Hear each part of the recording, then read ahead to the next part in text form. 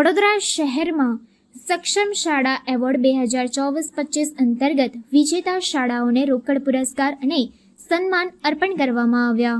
વડોદરા જિલ્લાની શ્રેષ્ઠ 18 શાળાઓને સક્ષમ શાળા એવોર્ડ એનાયત કરવામાં આવ્યા. જિલ્લા કલેક્ટર શ્રી અનિલ ધામેલિયા અને જિલ્લા વિકાસ અધિકારી શ્રી મમતા હિરપરાના હસ્તે 4 અને 5 સ્ટાર હાંસલ કરનાર શાળાઓ અને વિદ્યાર્થીઓને સન્માનિત કરવામાં આવ્યા. સમગ્ર શિક્ષા અંતર્ગત વડોદરા જિલ્લાની શ્રેષ્ઠ પ્રાથમિક અને માધ્યમિક શાળાઓને સક્ષમ શાળા એવોર્ડથી સન્માનિત કરવાનો જિલ્લા પંચાયત ભવનના સભાખંડમાં કાર્યક્રમ યોજવામાં આવ્યો હતો. કલેક્ટર શ્રી અનિલ ધામેલિયા અને જિલ્લા વિકાસ અધિકારી શ્રી મમતા હિરપરાના અધ્યક્ષતામાં આ કાર્યક્રમ યોજાયો હતો. સક્ષમ શાળા એપ્લિકેશન દ્વારા હાથ ધરાયેલા બેઝલાઇન સર્વે મુજબ યુનિસેફ દ્વારા નક્કી કરાયેલા 12 પેરામીટર્સમાં 4 સ્ટાર અને 5 સ્ટાર હાંસલ કરનાર શાળાઓને સન્માનિત કરવામાં આવી. આ અંતર્ગત જિલ્લાની ગ્રામ, શહેરી અને નિવાસી શાળાઓમાંથી 9 જિલ્લા કક્ષાની અને 9 તાલુકા કક્ષાની એમ કુલ 18 શાળાઓને એવોર્ડ આપવામાં આવ્યા. કલેક્ટર શ્રી અને ડીડીઓ શ્રીએ એવોર્ડ મેળવનાર શાળાઓના સંચાલકો, આચાર્યો, એસએમસી સભ્યો અને વિદ્યાર્થીઓને સ્મૃતિચિહ્ન, પ્રમાણપત્ર અને પુરસ્કાર અર્પણ કરી અભિનંદન પાઠવ્યા હતા. આ પ્રસંગે જિલ્લા શિક્ષણ અધિકારી શ્રી મહેશ પાંડેએ શિક્ષકોના શિક્ષણ ક્ષેત્રે કરેલા પ્રયાસોની પ્રશંસા કરી હતી. અન્ય શાળાઓને પ્રેરણા મળે તેવા કાર્યક્રમોનું મહત્વ પણ જણાવ્યું. સાથે જ બાળકોને શિસ્તબદ્ધ અભ્યાસ અને સહ અભ્યાસ પ્રવૃત્તિઓથી જીવન મૂલ્યો ભણાવવાની વાત કરી. તેમણે રાજ્ય અને કેન્દ્ર સરકારની વિવિધ યોજનાઓનો લાભ લઈને બાળકોને ગુણવત્તાયુક્ત શિક્ષણ આપવા માટે સૌને સહયોગ આપવાની અપીલ કરી.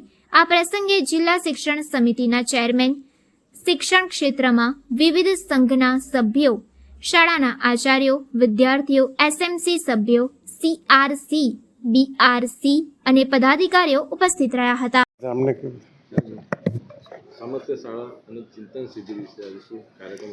તો આજ રોજ વડોદરા જિલ્લાનો સક્ષમ શાળા ઇનામ વિતરણનો કાર્યક્રમ રાખેલ છે.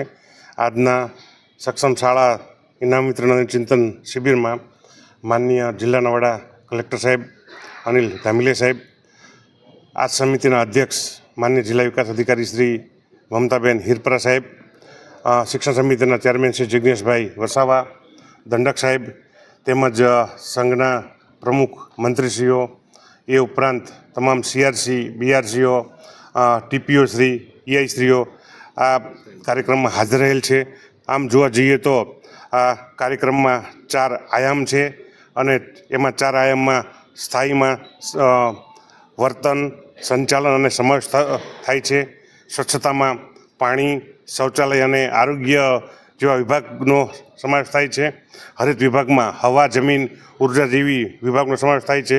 સલામત વિભાગમાં આબોહવા, જોખમ અને સંરક્ષણ જેવી બાબતો સાબિત થાય છે. આમ મુખ્ય 4 ક્ષેત્રો અને દરેકના 3 એમ 12 પેટા ક્ષેત્રો થાય છે.